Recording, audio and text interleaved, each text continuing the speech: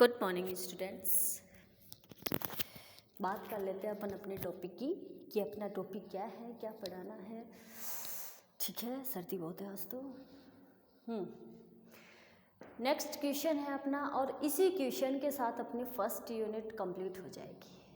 Okay, चलो next question and last question अपना है कि सिद्ध करो कि संरक्षी बलों के अंतर्गत होने वाली पिंड की गति सरल रेखीय होती है। ठीक है, नेक्स्ट क्वेश्चन क्या है अपना कि सिद्ध करो कि संरक्षी बलों के अंतर्गत होने वाले पिंड की गति सरल रेखीय होती है।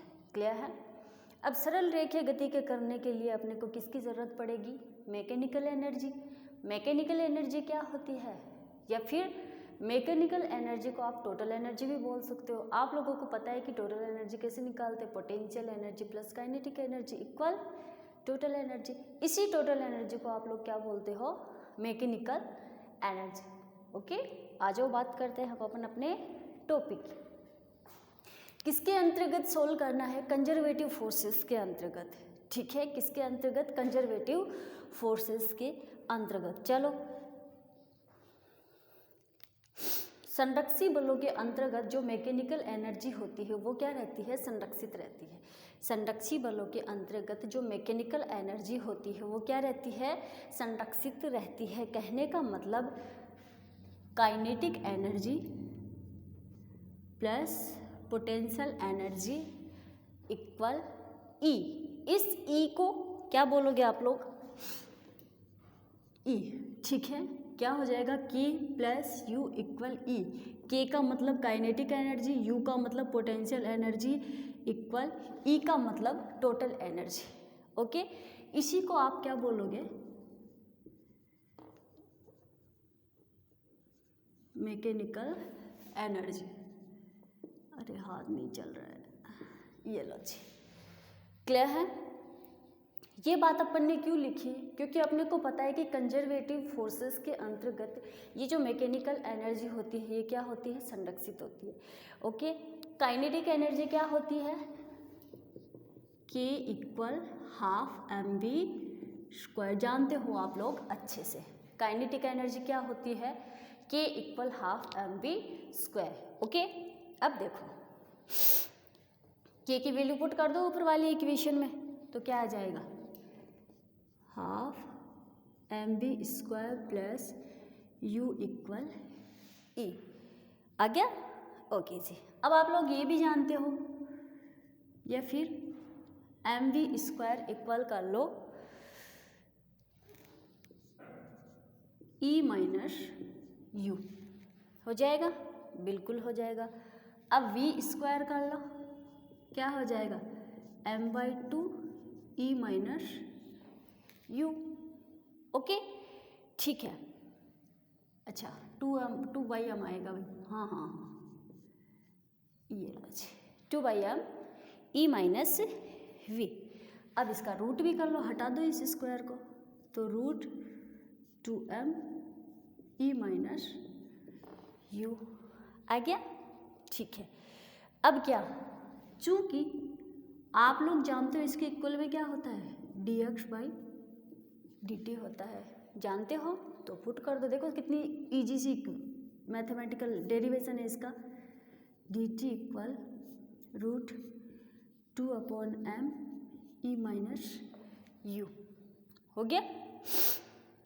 अब क्या कर लोगे? डी अक्ष इसको इसके नीचे ले आओ, तो root E minus U root two upon M D T. ये इसके नीचे चला गया और टी इधर आ गया।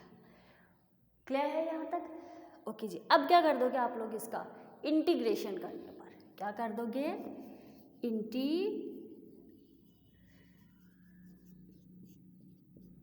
इंटीग्रेशन करने पर कर दो भाई इंटीग्रेशन।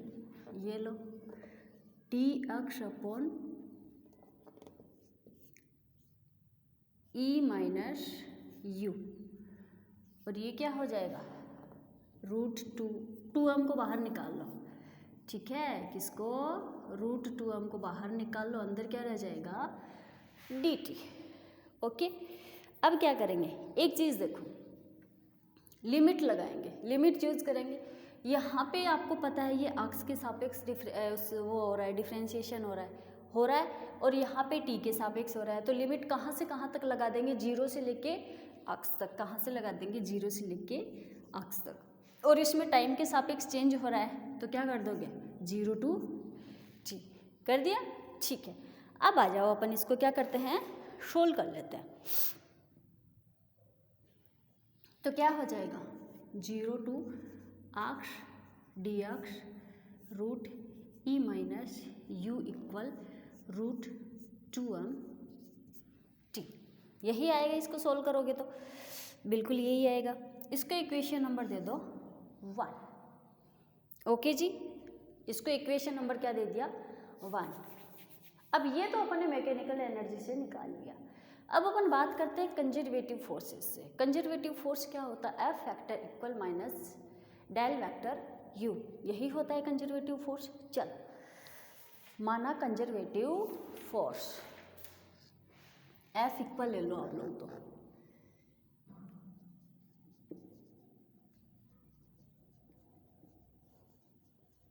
लेट कंजर्वेटिव फोर्स, जानते हो आप कंजर्वेटिव फोर्स इक्वल क्या होता है, F vector equal gradient you, यही होता है, बिल्कुल यही होता है मैडम।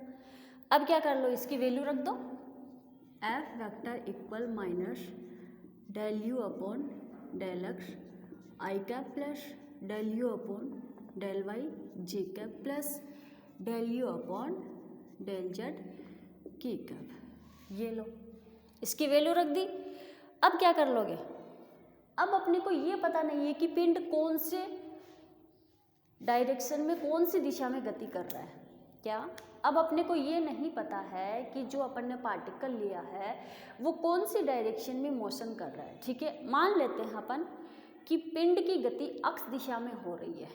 ठीक है, यहाँ पे अपन मान लेते हैं कि पिंड की गति कहाँ हो रही है, अक्स दिशा में हो रही है।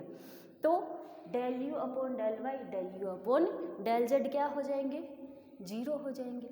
होंगे कि नहीं होंगे, क्यों, अपने को पता है पोटेंशियल एनर्जी जो होती है, ये वाली पोटेंशियल एनर्जी तो है यहाँ पे यू, तो अपन जानते हैं कि जो पोटेंशियल एनर्जी होती है वो एक्स वाई जेड पर डिपेंड नहीं करती है। Potential energy is not depend on X Y Z, clear है। Potential energy X Y Z पर डिपेंड नहीं करती है, और वाई और जेड तो यहाँ पे अपन बदल ही नहीं रहे हैं।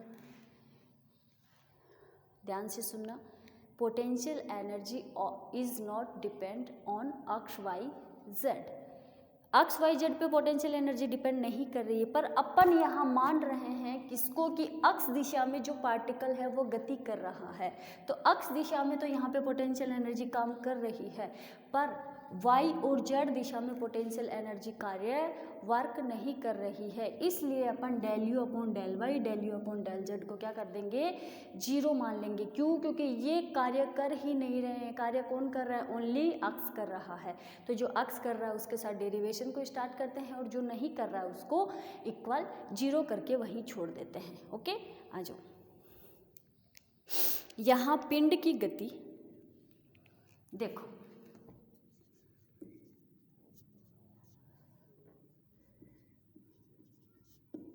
यहाँ पिंड की गति अक्स दिशा में है, तो ये क्या हो जाएगा, del U upon del Y equal del U upon del Z equal 0 होगा। पता है भाई 0 होगा। अगर 0 होगा तो अपने पास क्या बच जाएगा, F vector equal minus del U upon del X I cap. बचेगा कि नहीं बचेगा भाई, बचेगा। तो फिर इसको कैसे लिख दोगे, एफ वेक्टर हटा दो और यहाँ से ये आई कैप हट जाएगा, तो क्या बच जाएगा, del U upon del X बचेगा क्या, ठीक है। अब क्या कर देंगे अपन इसका, देखो डी यू को इधर ले आओ, ये क्या हो जाएगा, एफ डी एक्स। अब बोलोगे मैडम ऊपर तो आपने डेल लिख रखा था, नीचे आपने डी लिख दिया, ये कैसे। अब बात सुनना कि मैंने ऊपर तो डेल लिख रखा है और यहाँ पे डी क्यों लिख दिया। सुनना, अपन जानते हैं पार्शियल डिफरेंशियल की डेफिनेशन क्या होती है। एक से अधिक राशियों पर जो डिपेंड करता है उसी का तो अपन पार्शियल डिफरेंशियल करते हैं ना। अगर मान लो यहाँ पे डेल यू डेल एक्स और डेल वाई होता, ठीक है, यहाँ पे क्या होता del U upon del X और डेल वाई, ठीक है। अगर ये पोटेंशियल एनर्जी ये दोनों होते कोऑर्डिनेट एक्स और वाई, तब तो अपन इसका आंशिक अवकलज का पार्शियल डेरिवेटिव ही रहने देते हैं, पूर्ण डेरिवेटिव में चेंज नहीं करते। पार्शियल डिफरेंशियल की डेफिनेशन होती है कि एक से अधिक राशियों पर डिपेंड जो करती है तब अपन पार्शियल डिफरेंशियल करते हैं। पर अपन को यहाँ पे क्या दे रखा है, देखो एक ही तो अपने पास राशि है, कौन सी अक्ष, सॉरी एक ही क्या है राशि है, कौन सी पोटेंशियल, और ये किस पर डिपेंड कर रही है, ओनली एक ही राशि पर डिपेंड कर रही है। इसलिए अपन इसको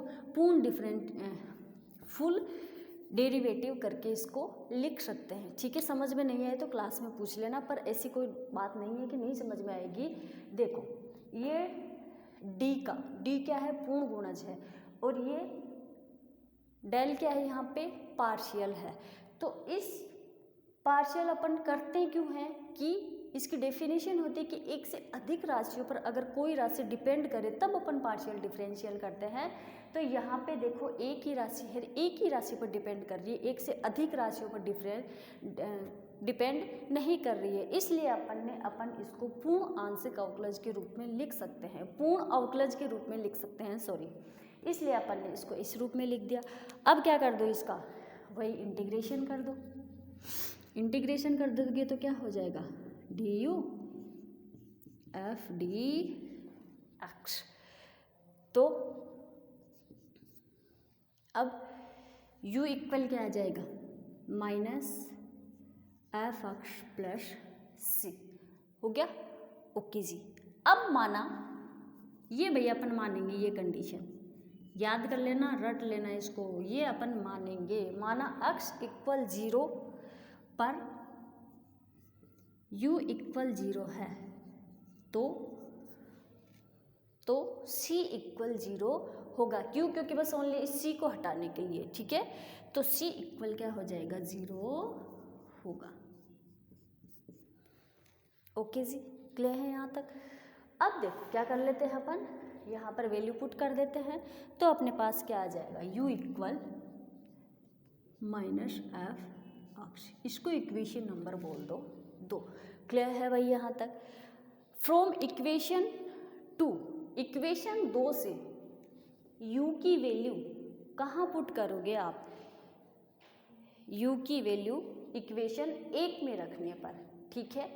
यहाँ पर अपन इक्वेशन इस 2 से इस u की वैल्यू रख देते हैं, तो देखो अपने पास क्या आती है,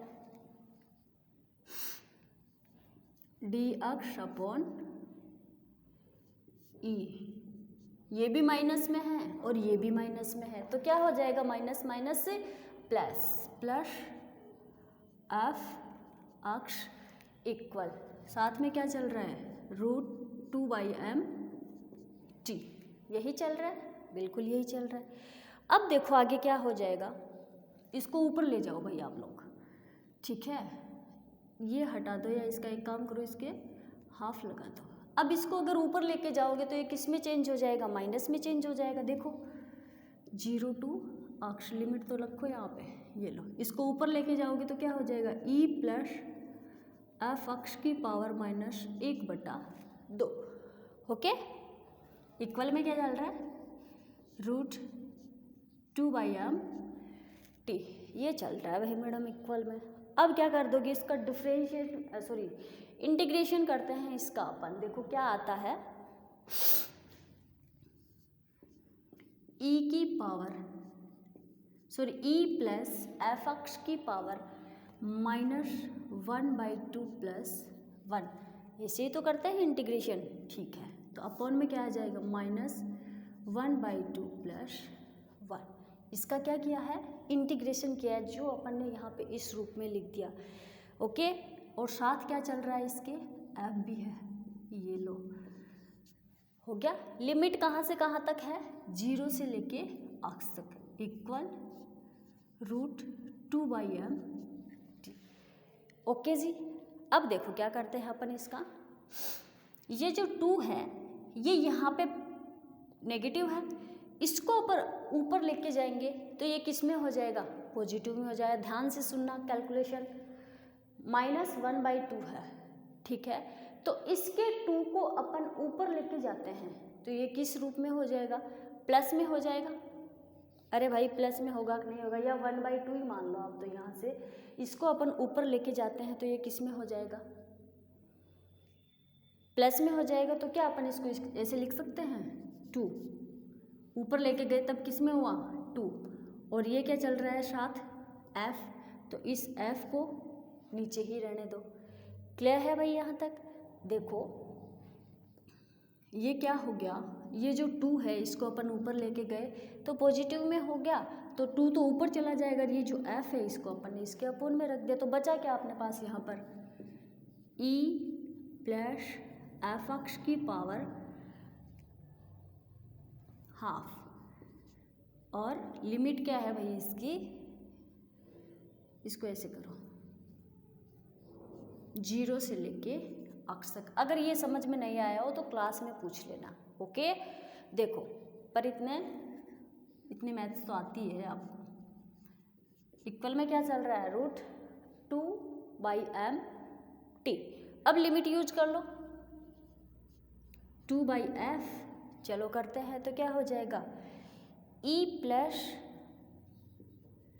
f(x) की पावर हाफ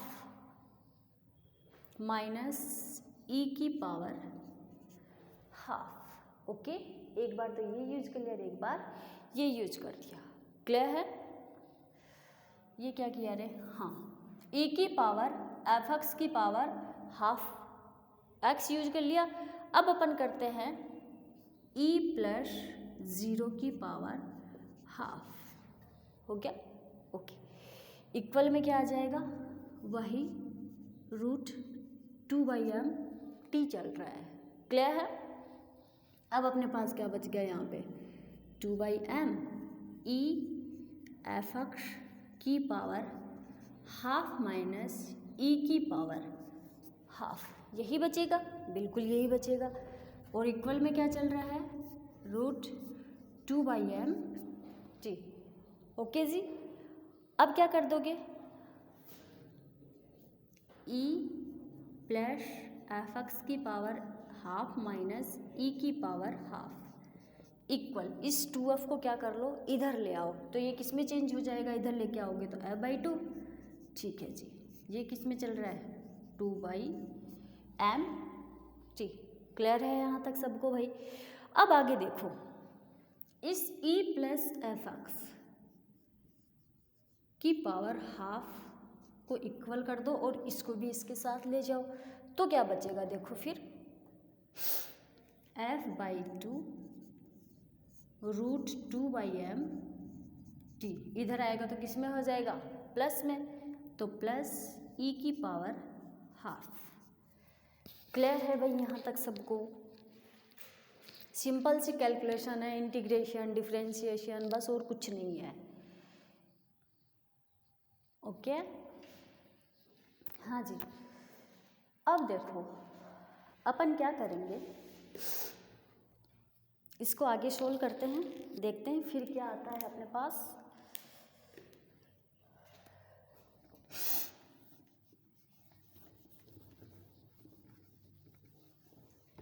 यहाँ तक क्लियर है भाई सबको, कुछ नहीं किया है, मैकेनिकल एनर्जी ली है, उसकी वैल्यू रखी है, फिर उसका इंटीग्रेशन किया है, इंटीग्रेशन करके लिमिट रखी है 0 to x 0 to t, conservative force लिया है। चलो जी,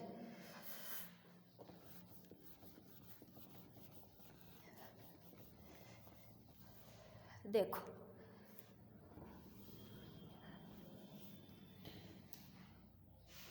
अपने पास लास्ट इक्वेशन क्या आई थी, e की पावर एफ एक्स, एक बार उसको लिख लेते हैं अपन, e की power F X sorry e plus F X की power half equal F by two root two by M T plus e की पावर हाफ, यही आई थी। चलो अब करते हैं अपन इसको आगे सॉल्व। देखो जी, इस वाली इक्वेशन का अपन कर देते हैं अब स्क्वायर, ठीक है। स्क्वायर करने पर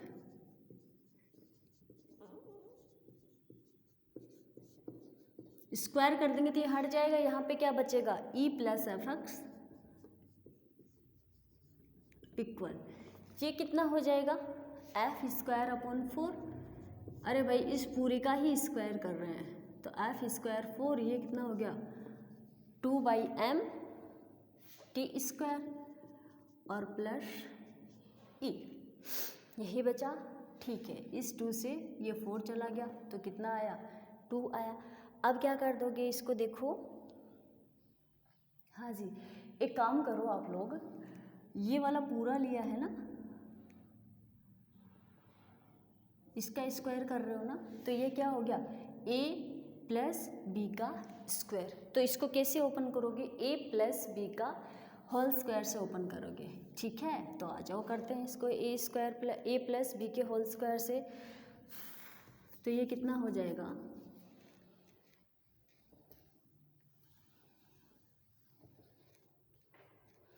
F square upon four two by M T square, A का स्क्वायर हो गया। अब बी का स्क्वायर करो तो क्या हो जाएगा, ई हो गया plus two A B, A क्या है, F by two root two by M T, और बी क्या है, ई की पावर हाफ। ये लाइन समझ में आई। आई रिपीट, इस पूरी वाली इक्वेशंस का क्या किया है अपन ने, स्क्वायर किया है, ठीक है। इसका स्क्वायर करोगे तो क्या हो जाएगा, E plus F x.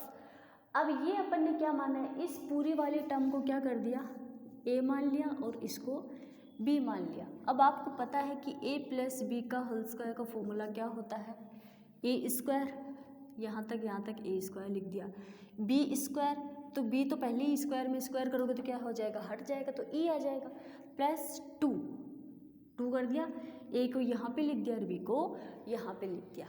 Clear है यहाँ तक। चलिए अब बात करते हैं अपन आगे, इस दो से ये चला गया, ठीक है। अब किससे क्या कट करोगे भाई, इस ई से ये ई चला गया, ठीक है। तो अपने पास क्या बचा यहाँ पे, F X equal F square upon two M, और ये क्या है, टी स्क्वायर प्लस एफ, ये दो से ये दो चला जाएगा, तो ये एफ और ये टी को बाहर निकाल लो, निकाल लिया। अब ये भी इसके ऊपर भी स्क्वायर है, हाफ का मतलब रूट होता है, तो इसके ऊपर भी रूट है, इसके ऊपर भी रूट है, तो क्या अपन इसको ऐसे लिख सकते हैं, टू ई अपॉन एम, दोनों को रूट में ले आए। ये टी था बिना रूट के बाहर, तो इसको अपन ने बाहर निकाल लिया, और ये रूट में थे तो इसको अपन ने ऐसे लिख दिया, root two E upon M. Clear है। चलो अब आप लोग जानते हो, क्या जानते हो भाई, एक चीज़ और देखो, एक एफ से, ध्यान से सुनना, यहाँ पे भी एफ है और यहाँ पे भी एफ स्क्वायर है, यहाँ पे भी एफ है, तो इन दोनों में से एफ को कॉमन लेके इस एफ से काट दो, काट दिया, ठीक है। अब क्या बच जाएगा अपने पास, X equal F upon two M T square plus T root two E upon M, यही बचा जी। अब आप लोग जानते हो एफ अपॉन एम इक्वल क्या होता है, ए होता है। एफ अपॉन एम इक्वल जानते हो ए होता है, तो यहाँ पे पुट कर दो, क्या कर दोगे, two A T square plus T root two E upon अपन ये पूरी वाली सीक्वेंस कर क्यों रहे हैं? क्योंकि मैकेनिकल एनर्जी से अपने को लास्ट में रिजल्ट ये निकालना है कि मोशन की जो तीनों इक्वेशंस होती है वहाँ से एक इक्वेशन निकालनी है, ठीक है। गति के जो नियम होते हैं वो 3 नियम होते हैं, तो उनमें से एक इक्वेशन अपने को इसके लास्ट में चाहिए। इसका जो लास्ट आंसर आएगा वो मोशन की जो इक्वेशंस होती है उनमें से कोई एक इक्वेशन होगी। क्लियर है? अब ये अपने पास बचा क्या, ठीक है। क्या अपन इसको इस रूप में लिख दें? अक्ष इक्वल F/2m। अच्छा जी, इसको ऐसे लिख देते हैं, देखो √2E/m और t, इस t को यहाँ पर रख दो और इसको कैसे लिख दोगे? E/t², अरे हाँ ये अपॉन में है भाई, ये लो 2 लिख दिया, ठीक है। इसको इक्वेशन नंबर दे दो 3। क्लियर है भाई यहाँ तक? ठीक है, सिंपल डेरिवेशन है। यह वस्तु की कुल ऊर्जा कितनी है? E है। यहाँ जो अपन ने पार्टिकल लिया था उसकी कुल एनर्जी कितनी है? E है। तो E इक्वल क्या होता है आप लोग जानते हो, स्टार्टिंग में भी पढ़ा था, K + U होता है, ठीक है। और यहाँ वस्तु का प्रारंभिक वेग U है। वस्तु का प्रारंभिक वेग क्या है? यहाँ पे U है, जिस पर स्थितिज ऊर्जा, बात किसकी करें? स्टार्टिंग वेलोसिटी की, ठीक है। जो पार्टिकल अपन ने लिया था या जो पिंड अपने पास था या फिर जो वस्तु अपने पास थी उसका प्रारंभिक वेग क्या होता है? प्रारंभिक स्टार्टिंग वेलोसिटी कितनी होती है? U होती है। जब स्टार्टिंग वेलोसिटी अपन ने ली है तो वो स्टार्टिंग वेलोसिटी कितनी हो जाएगी? 0 होगी। क्यों? क्योंकि स्टार्टिंग वेलोसिटी है वो, यानी कि प्रारंभिक वेग है। तो प्रारंभिक वेग आप लोगों को पता है, पीछे पढ़ के आ चुके हैं, क्या होता है? U = 0 होता है। तो यहाँ पे लिख दो U = 0 और बता दिया है कि क्यों आएगा। अब देखो यहाँ t = 0 पर अक्ष = 0, अर्थात प्रारंभिक अवस्था में U = 0 होगा, वह K = कितना हो जाएगा? काइनेटिक एनर्जी आप जानते हो 1/2 mv² होती है। पर यहाँ पे अपन ने इस वेलोसिटी को किस में चेंज कर दिया? U में चेंज कर दिया, पोटेंशियल एनर्जी। U बोल सकते हैं, बिल्कुल बोल सकते हैं। तो इसको आप कैसे लिख दोगे? 1/2 mu² के रूप में लिखोगे, ठीक है। कैसे लिखोगे? U² के रूप में लिखोगे, हाँ जी। तो E = 1/2 mu² प्लस, अब ये U कितना होता है? यहाँ पे 0 होता है। प्रारंभिक वेलोसिटी है तो कितनी हो गई? 0 हो गई। तो यहाँ पे इसको लिख दो 0, लिख दिया। अब क्या आ जाएगा अपने पास? U² = 2m/2E/m, ये लो, ठीक है। लास्ट में निकालेंगे, देखना मोशन की कोई एक इक्वेशन आएगी अपने पास, ठीक है जी। तो U = कितना हो जाएगा? √2E/m हो गया। इसको इक्वेशन दे दो 4। अब इक्वेशन 3 एंड इक्वेशन 4, ठीक है। इक्वेशन 3 एंड इक्वेशन 4 से फ्रॉम इक्वेशन 3 एंड इक्वेशन 4 देखते हैं, हाँ जी। अब यहाँ पे अपन कर देते हैं √2E/m की जगह क्या है? यहाँ पे U है। तो देखो अक्ष = U t + 1/2 at²। आई कि नहीं आई? ये मोशन की कौन सी इक्वेशन है? कौन सा लो है? कौन से लो की इक्वेशन है ये मोशन की? गति की कौन सी समीकरण है भाई? ये फर्स्ट है कि सेकंड है कि तृतीय है? क्लास में होते तो बात भी करते। ये है गति का द्वितीय समीकरण। ये क्या है? Second equation motion. ये क्या है? गति का द्वितीय समीकरण। अतः संरक्षी बलों के अंतर्गत, अतः कंजर्वेटिव फोर्स के अंतर्गत होने वाली जो गति होती है वो इससे पता चलती है कि क्या होती है, सरल रेखीय होती है। ओके जी, यहीं आज अपनी यूनिट ख़त्म होती है। यहाँ तक भाई सबको समझ में आया तो ठीक है, नहीं आया तो क्लास में पूछ सकते हो आप लोग, पर ऐसी कुछ है नहीं इसके अंदर कि आप लोगों को समझ में नहीं आएगा। नॉर्मल सी डेरिवेटिव है, इंटीग्रेशन ही इंटीग्रेशन है, ठीक है, पूछना मत क्यों, क्योंकि ओनली इंटीग्रेशन है। क्लियर है जी यहाँ तक? यही आज अपनी फर्स्ट यूनिट कंप्लीट होती है। Thank you.